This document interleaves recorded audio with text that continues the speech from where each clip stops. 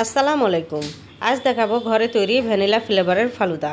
এই ফালুদাটা প্যাকেটের ফালুদার চেয়ে কোনো অংশে স্বাদ কিন্তু কম হবে না। আপনারা ঘরে থাকা কয়েকটি উপকরণ দিয়ে তৈরি করতে পারেন এত সুন্দর ফালুদার রেসিপি। পুরো ভিডিওটা দেখে বুঝতে পারবেন এই ফালুদাটা বানানো কতটা সহজ। তবে শুরু করা যাক। ফালুদার জন্য এখানে আমি প্রথমে বানিয়ে নিচ্ছি জেলি। জেলি বানানোর জন্য আমি এখানে নিয়েছি 1 কাপ পরিমাণ পানি আর দিচ্ছি 2 চামচ মতো চিনি।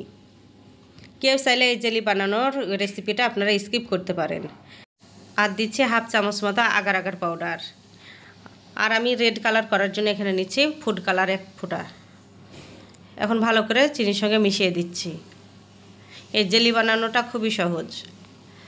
এখন ভালো করে যখন ফুটে উঠবে এই জেলি বানানোটা প্রায় 4 থেকে 5 মিনিট ফুটিয়ে নিলেই হয়ে গেল জেলি। হাতে চেক করে দেখছি, দেখে বুঝতে পারছেন আঠালো হয়ে গেছে, জেলিটা হয়ে যাবে। এখন আমি একটা বাটিতে ঢেলে ঠান্ডা করে নিব। ফালুদা রান্না করার জন্য নিয়েছি এখানে 1 বাটি মতো সাবুদানা আর নিয়েছি এখানে আমি কোকোকোলা নুডলসটা।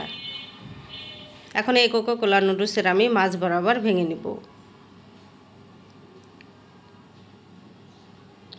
আর এই দিকে একটা পাত্রে আমি পরিমাণ মতো পানি বসিয়ে দিয়েছি। পানিটা যখন গরম হয়ে আসবে তখন আমি সাবুদানাটা আগে দিয়ে দেব। নুডলস আর সাবুদানা একসঙ্গে সিদ্ধ করতে দেব না, এতে নুডলসটা গলে যাবে। সাবুদানা যখন অর্ধেক আমার সিদ্ধ হয়ে আসবে তখন আমি নুডলসটা দিয়ে দেব। আর পানিতে সাবুদানা দেওয়ার সঙ্গে সঙ্গে নেড়ে চেড়ে দিতে হবে, না হলে নিচে থেকে লেগে যাবে। সাবুদানাটা আমার অর্ধেকটা সিদ্ধ হয়ে গেছে। এখন আমি এই পর্যায়ে দিচ্ছি নুডলসটা দিয়ে আবার কিছুক্ষণ আমি নেড়েচেড়ে রান্না করে নেব। নুডলসটা খুব বেশি সেদ্ধ করা যাবে না। নুডলস আর সাবুদানা সেদ্ধ করা হয়ে গেছে। এখন আমি একটা ঝাঁকাতে ঢেলে পানি ঝরিয়ে নিব। আর এইদিকে আমি নিয়েছি আগে থেকে জাল করে নেওয়া 1 লিটার দুধ। দুধটাকে এখন নেড়েচেড়ে গরম করে নিব। আর দুধটা যখন হালকা গরম হয়ে আসবে তখন আগে থেকে সেদ্ধ করা সাবুদানা আর নুডলসটা দিয়ে দিব। দেখে বুঝতে পারছেন সাবুদানা আর নুডলসটা কতটা সিদ্ধ হয়েছে। 80% সিদ্ধ করে নিয়েছি নুডলস আর সাবুদানা। এখন আমি গরম দুধে সাবুদানাগুলো দিয়ে নিলাম। দিয়ে এখন ভালো করে নেড়েচেড়ে নিব। এই পর্যায়ে নাড়াচাড়া থামানো যাবে না, এতে নিচে থেকে লেগে যেতে পারে।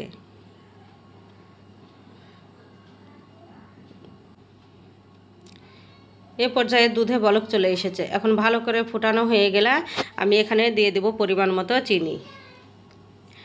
আমি এখানে 1 বাটি মতো চিনি দিচ্ছি। আপনারা চিনির পরিমাণটা কম বেশি করতে পারেন। এখন চিনিটা দিয়ে আবারও কিছুক্ষণ নেড়েচেড়ে রান্না করে নেব।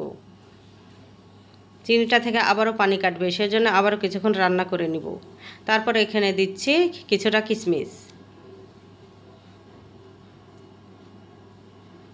দিয়ে নেড়েচেড়ে আমি এখানে দিব। যেহেতু আমি এখানে ভ্যানিলা ফ্লেভারের ফালুদা বানাচ্ছি সেহেতু আমি এখানে 1 চামচ মতো ভ্যানিলা ফ্লেভার দিচ্ছি। এই ভ্যানিলা এসেন্সটা দেওয়ার কারণে এই স্বাদটা হবে একদম প্যাকেটের ফালুদার মতো। এই অবস্থাতে ফালুদাটা রান্না করা হয়ে গেছে। এখন নামিয়ে নিব। ঠান্ডা হয়ে গেলে অনেকটাই ঘন হয়ে আসবে। আর এইদিকে আমি যে জেলিটা বসিয়েছিলাম সেই জেলিটা দেখুন কতটা পারফেক্ট হয়েছে। এখন আমি একটা ছুরির সাহায্যে এই জেলিটাকে কিউব করে কেটে নেব।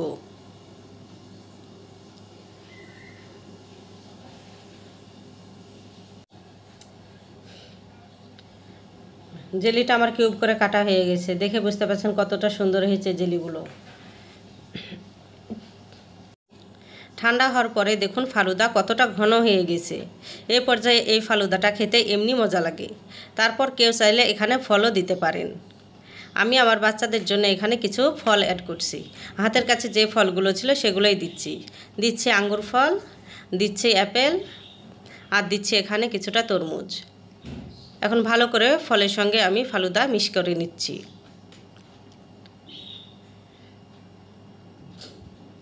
আমি আবারও বলছি কেউ না চাইলে ফল বাদ দিতে পারেন। আমি এখন 2 বাটিতে উঠিয়ে নিয়েছি আর আমি কিউব করে কেটে রাখা জেলিগুলো দিয়ে এখন পরিবেশন করছি। কতটা সুন্দর হয়েছে দেখে বুঝতে পারছেন। তৈরি হয়ে গেল মজাদার ফালুদার রেসিপি। এই রেসিপিটার কোনো অংশ যদি